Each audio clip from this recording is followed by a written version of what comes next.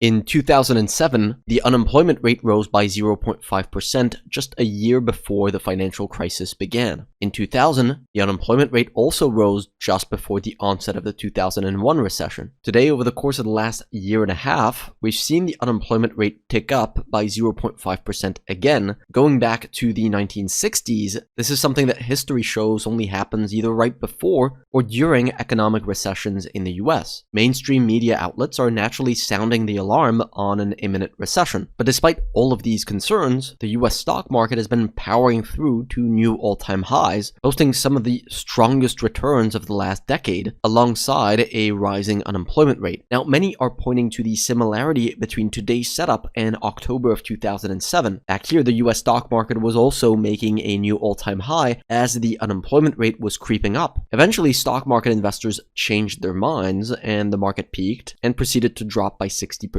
Today, we do have several indicators that are pointing to underlying economic weakness. The Federal Reserve's interest rate has been kept at the highest level since 2008 for the last 2 years. The index of leading economic indicators has been moving quite violently lower for the last 3 years now, a trend that really started when the Federal Reserve began to raise its interest rate in 2022, and is the kind of weakness that we saw before the 2001 and 2008 recessions. And at the same time, job growth in the US has stalled significantly. We can see that through the government's non-farm payroll report that shows a stalling of job growth similar to what we've seen before prior recessions. It really wouldn't take much from here to tip job growth into contraction territory below the zero level. By the way, we're celebrating our 5th birthday at Braavos Research. For the last 5 years now, our mission has been to provide investors with clear, data-driven investment research that cuts through the noise. And the truth is, we would not be here without the support of all of you watching these videos and following our work. To celebrate, we're offering a special discount on our service. If you've been thinking about joining our community, this is your chance to get full access to every trade that we take in real time and our complete trading strategy for navigating the market step by step. We don't do such discounts very often, so make sure you don't miss it. If we look at a 100-year chart of the S&P 500, we can point to several major stock market peaks that were made right before or right at the onset of official NBER economic recessions. Every one of these peaks highlighted here has something in common.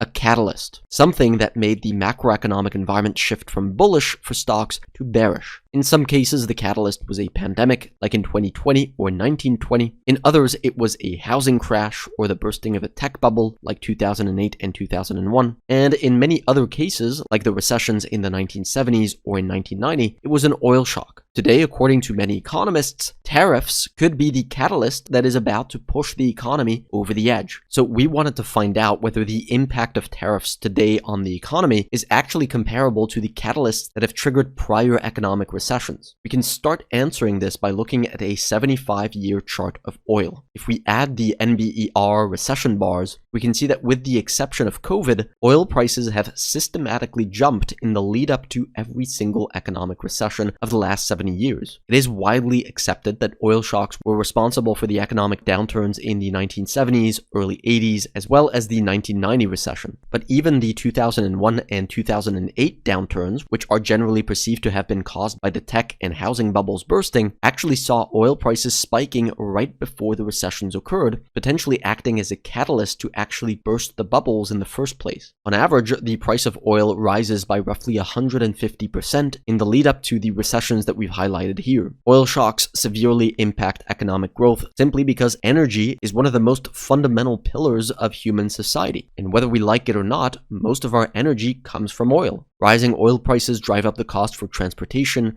manufacturing, supply chains, all things that make the cost of living go up for the average American, squeezing their spending budgets, but also raising the cost of doing business. This is the most universal form of tax that exists. So let's compare the impact on the economy of this very typical recessionary catalyst, the oil shock, against the economic shock that we have today of tariffs. As mentioned earlier, the average price increase of oil heading into recessions has been roughly 150%. That's the kind of move that has been strong enough to push the economy into a recession time and time again. The average US tariff rate is currently sitting at 18%. although there was a moment where Donald Trump implemented tariffs as high as 127% on China, but the average tax rate across the board is much lower. So at a very surface level glance, tariffs look far less violent than a classic oil shock. But it's definitely not fair just to look at this. Oil and tariffs don't impact the same parts of the economy and the same products in exactly the same way. So to get a more accurate picture, we can look at the actual hit to GDP that these shocks can have. Academic studies from the ECB and the Federal Reserve show that a 100% increase in the price of oil translates into roughly a 5% hit to GDP. Given that the average oil shock has been closer to 150%, that works out to roughly a 7.5%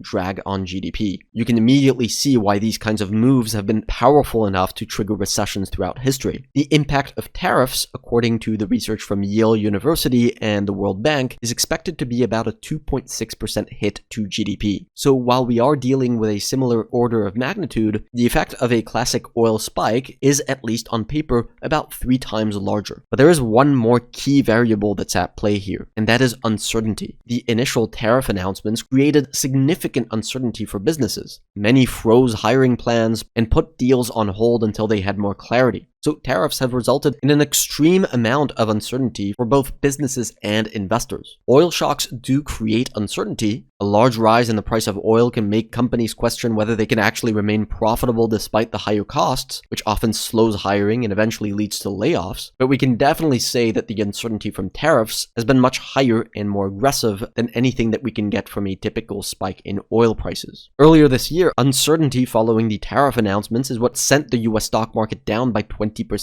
Now, we're of the opinion that this uncertainty was a real threat at the heart of the panic. This could have easily triggered a recession had the uncertainty remained high. But since the initial announcements, we have gained a lot of clarity. Several trade deals have been finalized, and some are still being worked through, like China and India. But the result is that investors have bid up the market to new all-time highs, because if we add corporate profits on top of the US stock market, we can see that is the reality of the situation we're in. Although most people feel like the economy is struggling, corporate America is doing about as well as it possibly can. And at the end of the day, that's what stock market investors really care about: profits. Heading into both the 2001 and 2008 recessions, we saw declining corporate profits. This is one of the most important leading indicators of the business cycle that we closely monitor with our members at BravosResearch.com. Falling profit margins are typically the primary reason for why businesses lay workers off. As they see their margin of profit contract, they immediately look to cut costs. Today, while we are seeing company-specific examples of layoffs, the reality is that corporate profit margins are still at record highs, and so far, the impact of tariffs has not been strong enough to really impact them in a big way. So to us, that makes widespread layoffs as a result of tariffs quite unlikely, at least for now. But with the economy still vulnerable and the labor market quite weak, we do believe that we are in the final stage of the business cycle. This is the part of the business cycle where a true catalyst that is strong enough to really hit businesses could cause mass layoffs to occur. Whether this comes from an oil shock or the Federal Reserve eventually raising its interest rate again, that's probably when the real economic damage is likely to show up. For now, the technical structure of the S&P 500 remains very, very strong. Successful trading is not rocket science. It's about staying objective when analyzing the chart that's in front of you. Back in March of 2025, when the market broke straight through these key moving averages, we immediately cut out most of our trades and shifted to a defensive positioning on our website. But as soon as the index reclaimed these moving averages, we pivoted and started buying technically strong names. We've had trades on stocks like Spotify, NRG, EME, TME, and recently Google and Orla that have both delivered double-digit returns. And we do think that this environment can continue for at least the next few months. And although there's always the risk of a shallow pullback, we do believe we'll stay in a constructive environment for stocks at least for the next few months. Now again, make sure not to miss the discount that we're doing on our service to celebrate our 5-year anniversary. We have been taking our clients step by step through this macroeconomic environment, sharing our setups and market strategy every step of the way. I look forward to seeing you on the service. Thank you for watching.